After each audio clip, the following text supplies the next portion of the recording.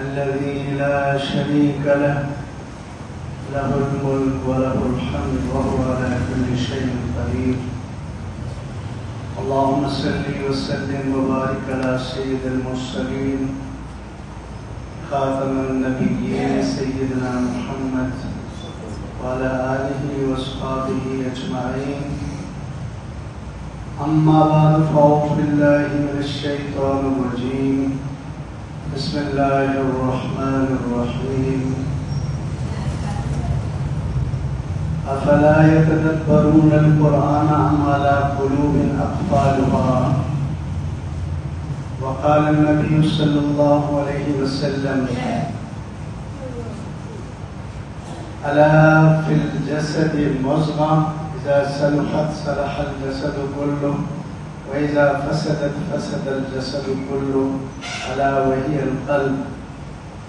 صدق الله العظيم. اللهم صل على محمد وعلى آل محمد كما صليت على إبراهيم وعلى آل إبراهيم إنك حميد مجيد. اللهم بارك على محمد وعلى آل محمد كما باركت على إبراهيم وعلى آل إبراهيم إنك حميد مجيد. میرے انتہائی محترم بھائیوں، بزرگوں، دوستوں، جمعے کی ہماری نشست ہے، مختلف موضوعات پر گفتگو کرتے ہیں. اللہ تعالیٰ مجھے اور آپ کو عمل کی توفیق عطا فرمائے. دینی باتوں کو سننے کا سب سے بڑا حق یہ ہے کہ ہم ان پر عمل کریں. جو ہمارے ساتھ وابستہ احکام الہی ہیں ہم ان کو اپنے عمل میں جگہ دیں. اللہ یہی چاہتے ہیں. تو آج ہماری گفتگو ہے دلوں کی سختی کے بارے میں. دل سخت کیسے ہوتے ہیں؟ پہلے اس کو سمجھیں، دل کی نرمی کیا ہے اور دل کی سختی کیا ہے. قرآن مجید میں اللہ تعالیٰ نے دل کی سختی کے لیے قساوت قلب یہ لفظ استعمال کرتا ہے. وہ کئی آیات میں ایک جگہ کئی آیات قساوت قلب، دل کی سختی. اس سے معلوم ہی ہوتا ہے کہ کوئی ایک ایسا پہلو بھی ہے جس میں دل کی نرمی ہے.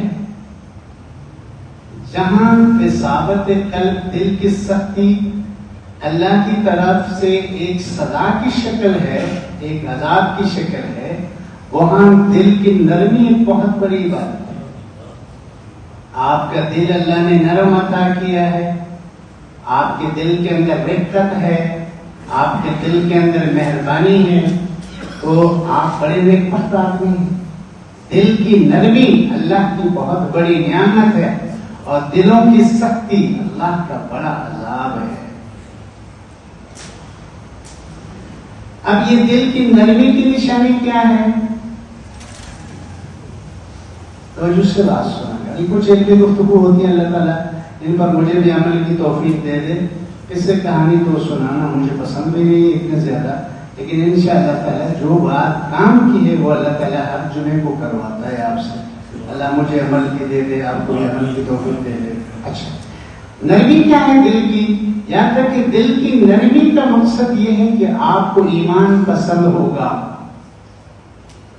آپ کو اللہ کی اطاعت پسند ہوگی، آپ کو اللہ کا ذکر پسند ہوگا، آپ کو درود شریف پڑھنا پسند ہوگا، آپ کو اللہ تعالیٰ کے لیے کسی کلمے کا ورد پسند ہوگا، نیکیوں میں آگے بڑھنے کو آپ پسند کریں گے، لوگوں کی مدد کرنے کو پسند کریں گے، انصاف آپ کو پسند ہوگا، عدل آپ کو پسند ہوگا، والدین کا احترام، اولاد کا حق، بیوی کے ساتھ اچھا سلوک، ہمسایوں کے ساتھ اچھا سلوک.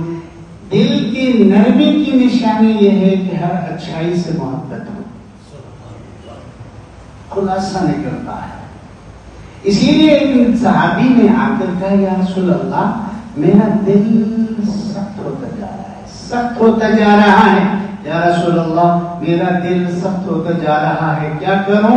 حضور نے فرمایا کہ یتیم کو کھانا کھلاؤ، مسکین کو کھانا کھلاؤ، اور ان کے ساتھ بیٹھ کر خود بھی کھاؤ.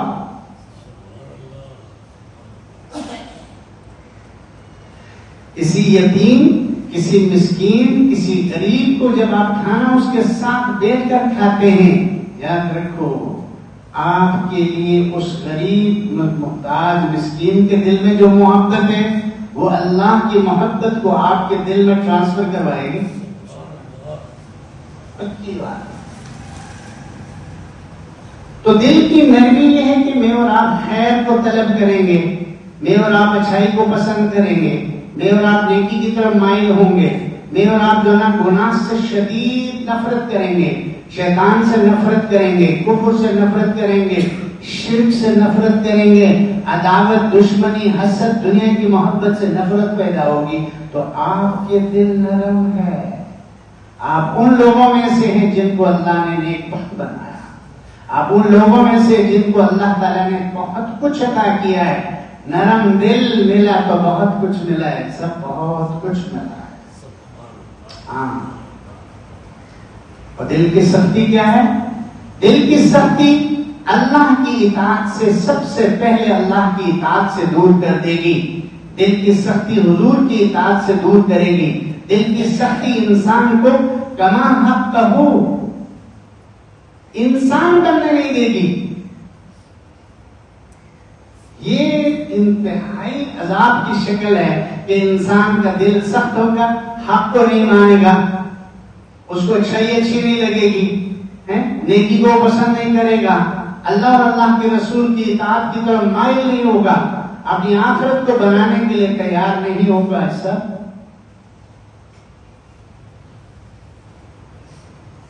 ابراہیم بن ادم رحمت اللہ علیہ روئے زمین کے ان اولیاء کرام میں سے ہیں جو پہلے ایک صوبے کا گورنر تھے. گورنر تھے ترکستان کا. اس زمانے میں چین، روس، یہ سارے ملا کر ترکستان نام سے ایک ملک ہوا کرتا تھا کسی زمانے میں. اب اس ترکستان کی کئی ٹکڑے ہوئے ہیں. کچھ حصہ چین کے پاس ہے، کچھ حصے روس کے پاس ہیں. اس کا نام، اس کا ایک بہت بڑے صوبے کا مالک تھا. جب اس نے اللہ کے دین کو پڑھا، اللہ کے دین کی گہرائی تک دین کے علم کو سیکھا، اللہ کو پہچانا، رسول کو پہچانا، قرآن کی سمجھ لی. ابراہیم بن ادم اپنے زمانے کے ولیوں کے سردار، بڑی شخصیت ہے، بڑی شخصیت ہے بھائی. ایک بندے نے اس سے پوچھا، حضرت دعائیں قبول نہیں ہوتی. حضرت جی دعائیں قبول نہیں ہوتی، میں دعا کرتا ہوں دعا قبول نہیں ہوتی. میں دعا کرتا ہوں دعا قبول نہیں ہوتی. حضرت جی اس کی وجہ کیا ہے؟ اس کی وجہ کیا ہے؟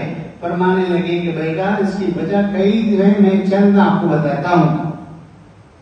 ایک تو یہ کہ آپ اللہ کو پہچانتے ہیں لیکن اللہ کے لیے کچھ کرتے نہیں ہیں. اللہ کو تو مانتے ہیں کہ اللہ ہے. اس اللہ نے کہا نماز پڑھو، آپ نہیں پڑھتے. اس اللہ نے کہا زکات دو، نہیں دیتے. اس اللہ نے کہا روزہ رکھو، نہیں رکھتے. یعنی اللہ کو پہچان کر اس کی اطاعت نہیں کرتے ہو تو دعا کیسے قبول ہو؟ دعا کیسے قبول ہو؟ ایمان ہی کمزور ہے. ایک پہلو میں ایمان ہے، اللہ کو مانتا ہوں، ایک پہلو میں اللہ کی بات ماننے کے لیے تیار نہیں ہے بھائی. جیسے آج کل ہماری حالت ہے، جیسے آج کل ہماری حالت ہے. مجموعی طور پر مسلمان پوری دنیا میں فیل ہو رہے ہیں. اللہ تعالیٰ نے ہوش عطا فرمائے، ہوش میں آئے ہیں. دنیا پر حکومت کرنے والی قوم اب دنیا کے ان ذلیل لوگوں کے سامنے جھک چکے ہیں جو اللہ تعالیٰ میرے اور آپ کے دشمن قرار دیتے ہیں قرآن میں. یا ایھا الذین آمنوا لا تتخذوا اليہود والنصارى اولیاء. یہودیوں اور عیسائیوں کو دوست مت بناؤ. اللہ تجھے کہا ہے، مجھے کہا ہے، مسلمان کہنے لگے بیٹا آپ اللہ کو پہچانتے ہیں لیکن اللہ کی اطاعت نہیں کرتے ہو. حضور صلی اللہ علیہ وسلم کو رسول مانتے ہو، حضور صلی اللہ علیہ وسلم کی سنتوں کے مطابق تمہاری زندگی نہیں، کیسی دعا قبول ہوگی؟ پیغمبر کو ماننا بہت بڑی ایک انسان کی جو نابینا نیک بختی ہے، پھر اس پہ قبول کر کے اس پر چلنا ضرورت ہے۔ لقد کان لکم فی رسول اللہ اسوۃ حسنہ، اے لوگو میرے نبی کی زندگی تمہارے لیے نمونہ ہے ہر جگہ، ایمان میں بھی نمونہ ہے، عبادات میں بھی نمونہ ہے، معاشرت میں بھی نمونہ ہے، معیشت اور سیاست میں بھی نبی ہی ماڈل ہیں، اخلاقیات میں تو اسی نبی کو اللہ نے بنایا ہے دنیا کو اخلاق سکھانے کے لیے۔ وَإِنَّكَ لَعَلَىٰ خُلُقٍ عَظِيمٍ، میرے نبی آپ کے ہر کام مجھے پسند ہے، لیکن آپ کے اخلاق بہت زیادہ پسند ہے، اخلاق کے بہت اونچے منصب پر فائز ہے، میرے نبی آپ کے اخلاق بہت اونچے ہیں۔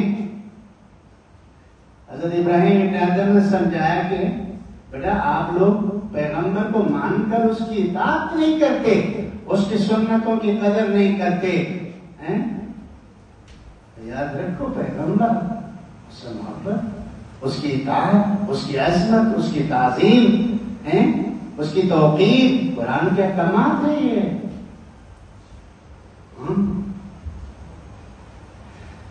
کہنے لگے بیٹا تم جنت کے دعویٰ کرتے ہو کہ ہم جنت کے لیے، جنت ہمارے لیے، ہمارے جیسے تمہارے شعراء کہتے ہیں نا جنت تو ہمارے دادے کی جو نہ میراث ہمیں نہیں اور کس کو ملے گی، بھائی ٹھیک ہے،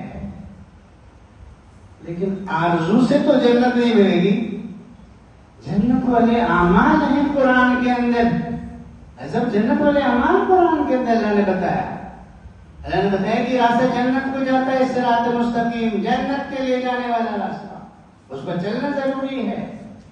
اهدنا الصراط المستقیم صراط الذین انعمت علیہم غیر المغضوب علیہم ولا الضالین، یہ صراط مستقیم محمد صلی اللہ علیہ وسلم کا راستہ ہے، یہ صراط مستقیم ابوبکر صدیق کا راستہ ہے، یہ صراط مستقیم علی المرتضیٰ کا راستہ ہے، خلفائے راشدین کا راستہ ہے، اللہ کے نیک بندوں کا راستہ جنہوں نے نبی کی اطاعت میں اس راستے پر گزرے ہیں۔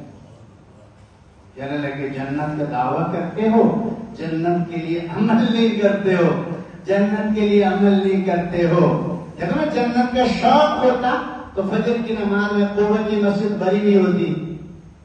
کدھر جاتے ہیں ہمارے دوست، ناراض نہ ہو جائیں بھائی، جنت کے شوق نہیں اس میں سے تو سویا ہوں، جنت کا شوق نہیں اسی لیے تو سویا ہوں فجر کی نماز میں بھائی، جنت کا شوق نہیں اس لیے عشاء کی نماز میں نہیں آئے، جنت کا شوق نہیں ہفتے کی نماز رہ جاتے جمعے میں آ جاتا ہوں، جنت کا شوق ہے، اللہ کے دیدار کا شوق ہے، حضور صلی اللہ علیہ وسلم سے ملاقات کا شوق ہے، تو پھر نمازیں پڑھنی ہوگی، پھر تلاوت بھی کرنی ہوگی، پھر ذکر الہی بھی وقت میں گزارنا ہوگا، پھر اچھے اخلاق سے مظاہرہ بھی ہوگا۔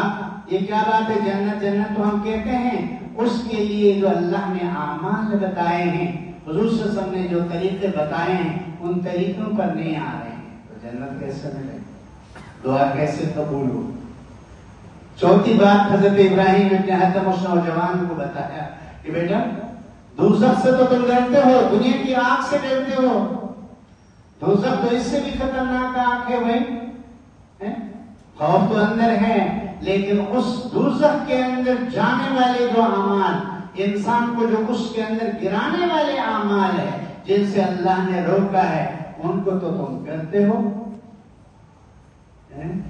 وَلَا تَقْتُلُوا أَوْلَادَكُمْ خَشْيَةَ إِمْلَاقٍ نَحْنُ نَرْزُقُهُمْ وَإِيَّاكُمْ إِنَّ قَتْلَهُمْ كَانَ خِطْئًا كَبِيرًا وَلَا تَقْرَبُوا الزِّنَا إِنَّهُ كَانَ فَاحِشًا وساء السبيل ولا تقتلوا النفس التي حرم الله إلا بالحق وأوفوا العهد،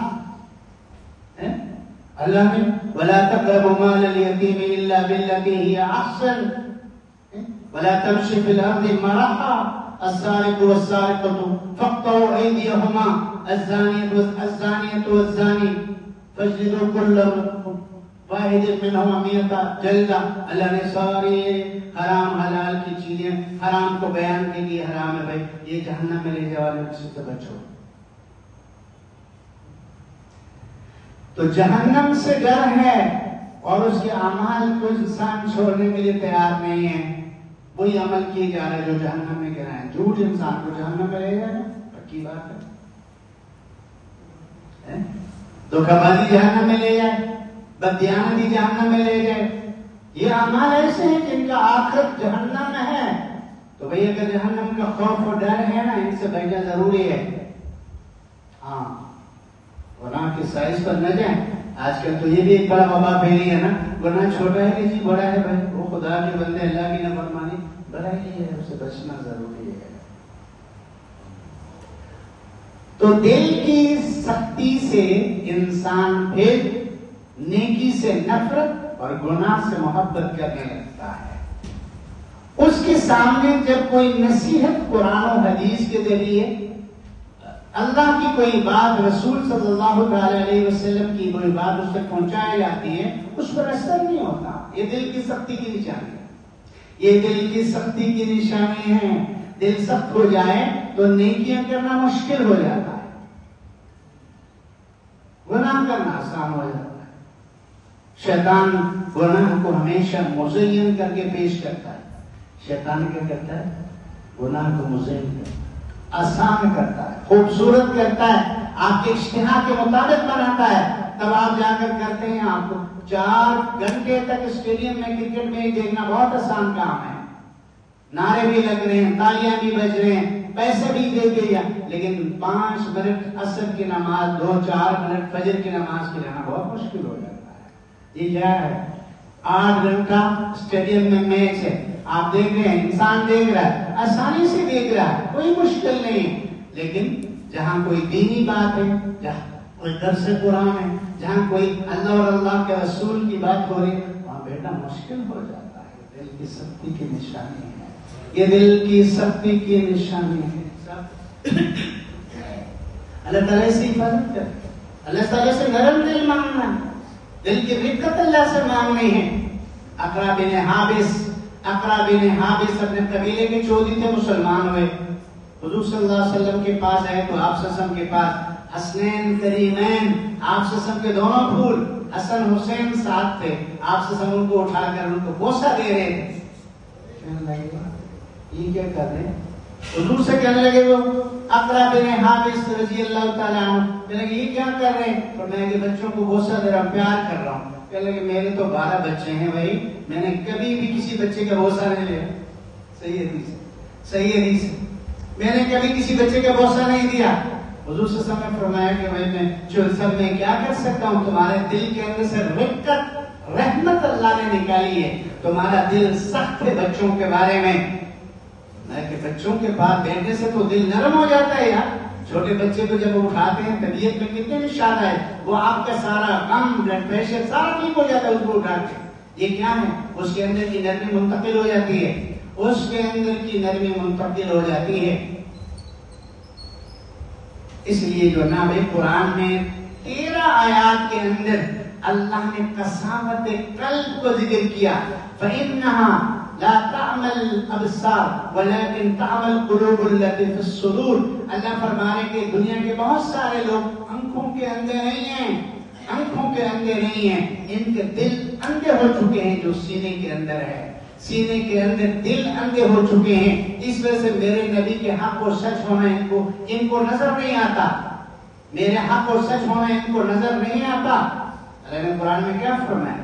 سنریہم آیاتنا فی الآفاق وفی انفسہم حتی یتبین لہم انہ الحق. اتنے زوردار آیت ہے سب. 25 پارے کا پہلا صفحہ جہاں سے سورت ختم ہو رہی ہے، اتنے زوردار الفاظ میں اللہ فرما رہے میرے بندو میں اپنے حق اور سچ ہونے کی دلیل دوں گا. کائنات کی ہر چیز میرے حق ہونے کی دلیل ہے. کائنات کے اندر چیزیں میرے حق اور سچ ہونے کی دلیل ہے. زمین، یہ آسمان، یہ چاند، یہ سورج، یہ ہوائیں، یہ تمام چیزیں اللہ کے حق اور سچ ہونے کی دلیل ہے. فرمایا کہ بھئی یہ آفاقی دلیلیں میرے حق ہونے کے لیے. وفی انفسہم، اور تمہارے اندر اتنی نعمتیں میں نے رکھی ہیں تمہارے اندر، وہ سارے کے سارے میرے حق اور سچ ہونے کی گواہی ہے. دل آپ آرام کر رہے ہیں، وہ بھی ڈیوٹی کر رہا ہے. जिस दिन वो ड्यूटी न करे सो तो फिर लाश ही उठाते हैं नहीं को, ऐसे हम आराम कर रहे हैं, दिल ड्यूटी पर है, जिंदगी ड्यूटी कर रही है, जिंदगी है इसके अंदर है और उसको चला कर रखता है, इंतजाम करता है। ये अल्लाह के एक और हक होने की निशानी है। खून आपका पूरे जिस्म में गर्दिश कर रहा है, खराब हो रहा है, वापस जाकर उसकी सफाई करके पूरे जिस्म में फैला रहा है, कौन करता है? पानी पीते हैं, उसके फायदे और उसके नुकसान वाले अज्जा को कौन अलग करता है? गुर्दों का निजाम, खून बनाने के लिए मशीन जिगर है, खराब हो जाता है, कितनी परेशानी हो जाती है, अब काम हो गया जी। अल्लाह करें कि मेरे बंधु अनकरीब कायनात में अपनी दलीलें तुम्हारे सामने मैंने रखा है और तुम्हारे अंदर की दलीलें भी वाज़ेह कर रहा हूं। अन्नहुल हक, इस बात पर कि हक कायनात में अल्लाह की जात है। तो ये दिल की नरमी इंसान को अल्लाह की इताअत की तरफ ले आती है और दिल सख्त हो जाए तो फिर इंसान अल्लाह की इताअत से, रसूल करीम सल्लल्लाहु अलैहि वसल्लम की उस खूबसूरत इताअत से दूर हो जाता है, उसकी तरफ नहीं आता। नबी करीम सल्लल्लाहु अलैहि वसल्लम भी जब समझाते हैं इन्न फिल जसदिल मुस्का, और भाई तुम्हारे दिल के, तुम्हारे बदन के अंदर, जिस्म के अंदर गोश्त का टुकड़ा है, जब वो ठीक हो जाता है जिस्म से निकलने वाले हर अमल ठीक हो जाता है, जब वो खराब हो जाता है तो पूरे बदन का हर अमल खराब हो जाता है। अला वहिल कल्ब, कान खोल के सुनो, ये तुम्हारा दिल ही तो है। इल्ला मन अतल्लाह बिक़ल्बिन सलीम, जब आप और मैं सही सलामती वाला दिल लेकर अल्लाह के पास चले जाते हैं, अल्लाह फिर हमें हमारे लिए जन्नत का, हमारे लिए आला इंतजामात का ऐलान करते हैं। कल्ब सलीम के लिए, कल्ब सलीम क्या है? कल्ब सलीम वो नरम दिल है जिसको नेकी से मोहब्बत है, अच्छाई से मोहब्बत है, उस दिल जिसके अंदर अल्लाह और अल्लाह के रसूल की इताअत उसको पसंद है।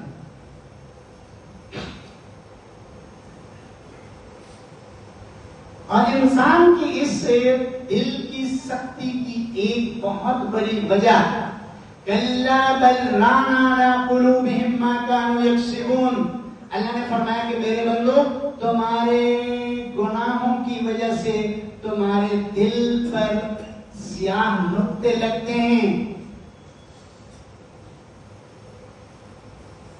दिल खराब हो जाता है गुनाहों की वजह से, हमें पता नहीं चलता।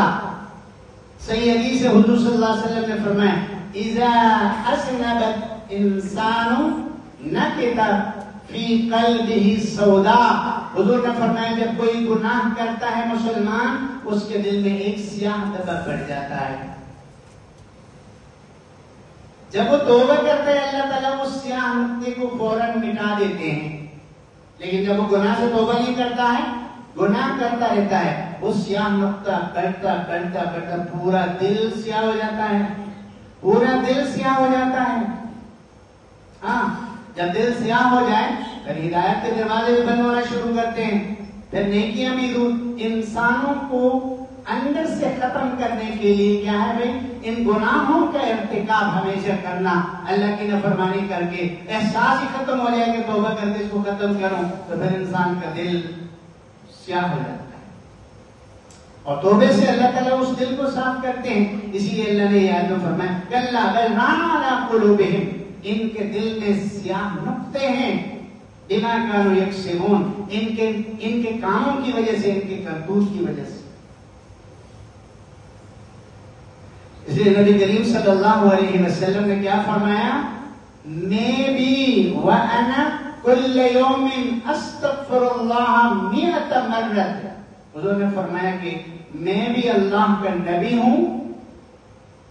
गुनाह तो नबी से, हमारे नबी तो पाक है, 100% पाक, फरमाया कि मैं अल्लाह का नबी हूं, मैं भी रोजाना 100 मरतबा अस्तगफिरुल्लाह बोलता हूं। सवाल ये है कि भाई पैगंबर तो गुनाहों से पाक, सगीरा कबीरा, मोहम्मद से समय तो कुछ है ही नहीं। इन्ना फतहना लका फतहन मुबीना, सूरह फतह की पहली दूसरी आयत में अल्लाह ने क्या फरमाया, मेरे नबी आपके अगले पिछले माफ है, मैंने कुछ भी तुम्हें जो ना गुनाह का मारा ही तुम्हारे अंदर नहीं, खत्म।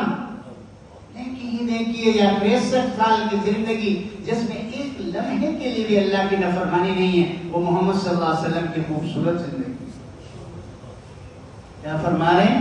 روزانہ 100 مرتبہ میں بھی اللہ سے استغفار کرتا ہوں. کیوں کرتے ہیں؟ گناہ تو ٹھہریں بھائی مجھے اور آپ کو تعلیم دینے کے لیے کہ بھائی تم گناہوں کو ہلکا نہ لو. گئی میں نبی ہو کر گناہوں سے پاک ہونے کے باوجود جب استغفار کرتا ہوں، تم امتی ہو گناہوں سے پاک بھی نہیں ہو، پھر بھی کیوں نہیں کرتے ہو بھائی؟ تو کم از کم ہر مسلمان صبح شام 100 مرتبہ استغفار تو پڑھے، اور استغفار پڑھنے کی وجہ سے گناہ معاف ہو جائے. ہمارے تو اردو میں استغفر اللہ رب من کل ذنب واتوب الیہ پڑھ تو لیتے ہیں، ہمارا نہیں پڑھتا. اس کا معنی کیا ہے؟ اللہ میں ہر گناہ سے توبہ اور استغفار کرتا ہوں، مجھے معاف کر دے اور میرے گناہ کی مغفرت. یہ آپ کہتے ہیں اپنی دعا میں، تو پھر اس سے اللہ بڑے خوش ہوتے ہیں جب مسلمان اپنے گناہ مرد اور اپنے گناہ کی معافی اللہ سے مانگتا، اللہ بہت خوش ہوتا ہے.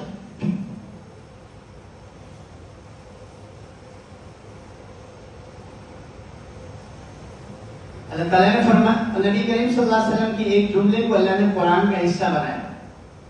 کیا بنے؟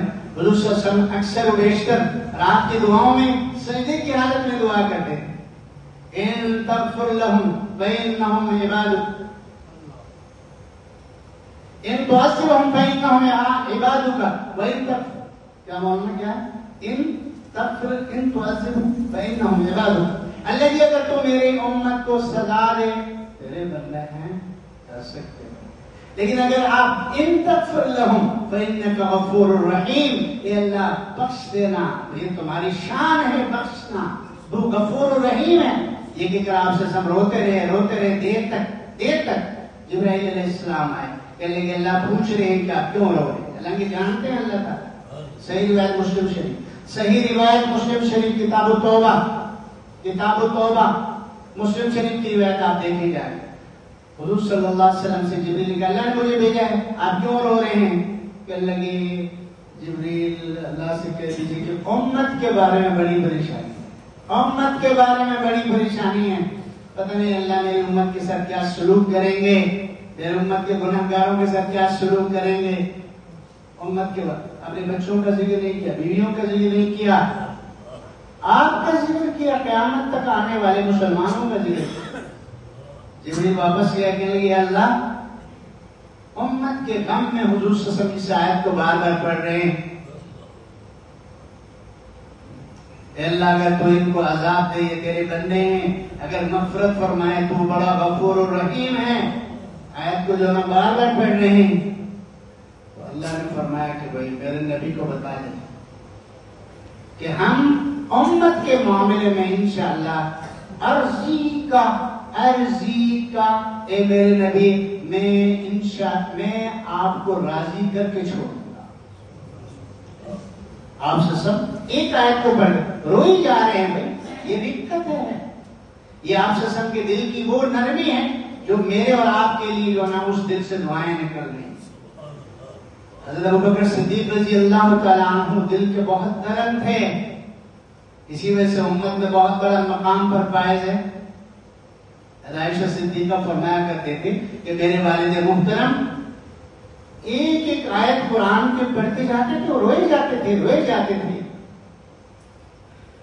حضرت عمر فاروق رضی اللہ تعالیٰ عنہ سورہ طٰہٰ کی ابتدائی آیتیں سن کر اپنے بہن کے گھر میں پھر دوبارہ خود تلاوت کر کے روتے ہوئے اللہ کے نبی کے پاس گئے اور ایمان لے کر آئے. حضرت عثمان غنی رضی اللہ تعالیٰ عنہ آپ نہیں سنتے، اتنے نرم دل، جنت جہنم کا ذکر اتنے اس کے لیے مشکل نہیں ہوتا تھا جتنا قبر کا ذکر کر کے حضرت عثمان غنی پر رقت کاری ہوتی تھی. بھائی پر میں کہتی کہ آخرت کی منزلوں میں سے پہلی منزل ہے بھائی، یہاں میں کامیاب ہو گئے تو آگے تو کامیابی ہی کامیابی ہے، اگر یہاں ناکامی آئی تو بڑا مشکل ہو جائے گا. حضرت علی رضی اللہ تعالیٰ عنہ کبھی رات کو اٹھ کر جنت البقیع پہنچ جاتے تھے اور بیٹھ کر جو نا بھائی قبر والوں کو سامنے بیٹھ کر رو رو کر اپنے دل کو ہلکا کیا کرتے تھے اور فرمایا کرتے تھے باہر نکل کر، اے دنیا میں نے تجھے 3 طلاقیں دی ہے، میں تو آخرت کی طرف مائل ہی رہوں گا، میں تمہاری دھوکے میں آنے والا نہیں ہوں۔ یہ اللہ کے نیک بندے، ان کے دل کی وہ نرمی، ان کو آسمانوں تک جو نہ بھائی ان ہمارے اور آپ کے لیے ستارے بنا۔ حضرت عمر ابن عبدالعزیز رحمۃ اللہ علیہ بہت اچھے خلیفہ ہے بھائی، جس کو خلیفہ راشد مانا گیا ہے۔ آخری وقت میں رونے لگے اور اس کی بیوی کا نام فاطمہ بنت عبد الملک، عبد الملک کی بیٹی فاطمہ ان کی بیوی، شہزادی بیوی کی شہزادی، اور پاکیزہ متقی حکمران، عادل حکمران، انصاف پسند، رونے لگے تو اس کی جو نا بھائی بیوی نے پوچھا کیوں بھائی خیر تو کیوں؟ کہنے لگے مجھے ڈر لگ رہا ہے اگر اللہ تعالیٰ میری حکومت کے غریبوں کے بارے میں، محتاجوں کے بارے میں، ضرورت مندوں کے بارے میں، بیماروں کے بارے میں مجھ سے پوچھے فقیروں کے بارے میں کیا جواب دوں گا؟ حالانکہ اس نے کسی کا حق نہیں مانا۔ یہ وہ دل کی رقت ہے جس کی وجہ سے وہ نیکی کی طرف مائل ہے۔ تو اس دل کی نرمی کو اپنے اندر پیدا کرنے کے لیے 2 چیزیں اہم ہیں، 2 چیزیں اہم ہیں۔ اس دل کی نرمی کو میرے اور اپنے اندر پیدا کرنے کے 2 چیزوں کا اہتمام ضروری ہے۔ ایک قرآن مجید کی تلاوت، خدا کی قسم رات کو اٹھ کر قرآن کی تلاوت کرو گے آپ کا دل نرم ہونا شروع کرے گا۔ اور دوسرا 24 گھنٹے میں اپنی موت کو یاد کریں بھائی، جہاں تھوڑی بہت تنہائی ملے فوراً موت کو یاد رکھیں کہ موت میری کیسے آنے والی ہے۔ موت کو یاد رکھنا اور قرآن مجید کی تلاوت انسان کے دل کو نرم کرتے ہیں دونوں، اور پھر انسان اللہ کی طرف مائل ہو جاتا ہے، رسول کی اطاعت کی طرف مائل ہو جاتا ہے، آخرت کو بناتا ہے۔ نفس و شیطان کے پیچھے پڑنے کی وجہ سے دل کے اندر وہ سختی آتی ہے کہ انسان اللہ سے بھی دور ہوتا ہے، حضور کی اطاعت سے بھی نکلتا ہے، آخرت کو بھی بھول جاتا ہے۔ اللہ تعالیٰ مجھے اور آپ کو اس خوبصورت مسئلے کو سمجھ کر عمل کی توفیق عطا فرمائے، آمین۔